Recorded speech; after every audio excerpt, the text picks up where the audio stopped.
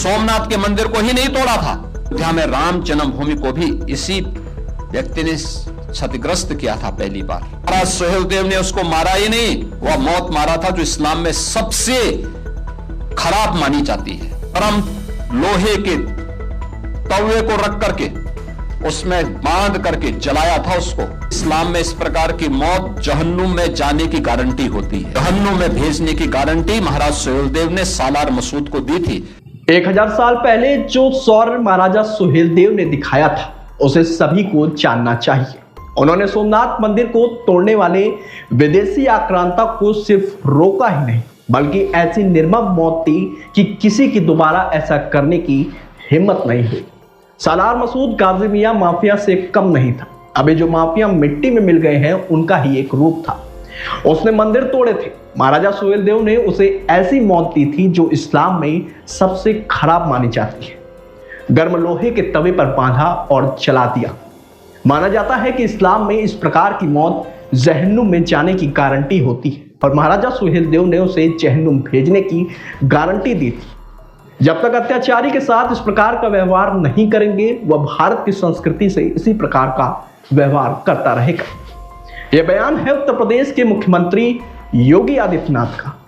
दरअसल रविवार को सीएम योगी राजधानी लखनऊ में भारतेंदु नाट्य अकादमी बीएनए के स्थापना के 50 वर्ष पूरे होने पर स्वर्ण जयंती नाट्य समारोह के शुभारंभ में शामिल होने पहुंचे थे।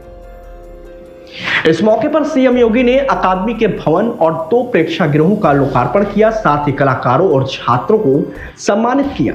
इसके अलावा इस मौके पर रंगभेद पत्रिका का विमोचन भी किया। इस मौके पर सीएम योगी ने क्या कुछ कहा, आप भी सुनिए। मुझे याद है, मैं सांसद था गोरखपुर का।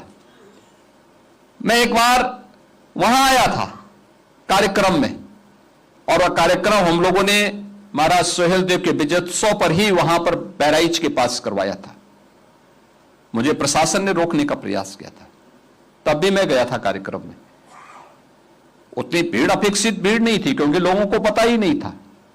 लेकिन इसके विपरीत मैं देख रहा था सालार मसूद के मेले में बड़ी संख्या में लोग जा रहे हैं। भाई क्यों जा रहे हैं? जो तुम्हें रौंदने के लिए आया था, तुम्हें इस नष्ट करने के लिए आया था, उसको सम्मानित करने के लिए वहां जा रहे हो। और आज मुझे अच्छा लगता है जब महाराज सुहेलदेव का भव्य स्मारक बहराइच के उस स्थान पर बना है, भीड़ अब ठीक उल्टा महाराज सुहेलदेव के स्मारक में जाती है। सालार मसूद की उसमें कोई झांकने भी नहीं जाता है। इस सालार मसूद ये किसी माफिया से कम नहीं है। जो माफिया अभी मिट्टी में मिले हैं उन्हीं का एक रूप था। वह सालार मसूद भी भारत को लूटने के लिए उस समय आया था। ये वही करता था उस समय भी। एक सोमनाथ के मंदिर को ही नहीं तोड़ा था, अयोध्या में राम जन्मभूमि को भी इसी व्यक्ति ने क्षतिग्रस्त किया था पहली बार। लगातार आया था और महाराज सुहेलदेव ने उसको मारा ही नहीं, वह मौत मारा था जो इस्लाम में सबसे खराब मानी जाती है। आग में गरम लोहे के तवे को रख करके उसमें बांध करके जलाया था उसको।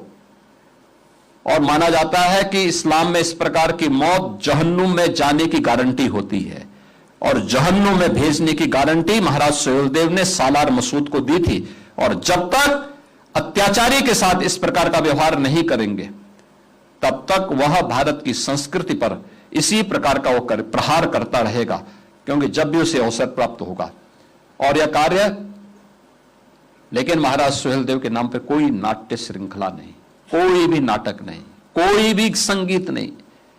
लोक गीतों में स्थानीय स्तर पर थोड़ा बहुत अवधी और भोजपुरी में सुनने को मिलते हैं, लेकिन बाकी नहीं होता है।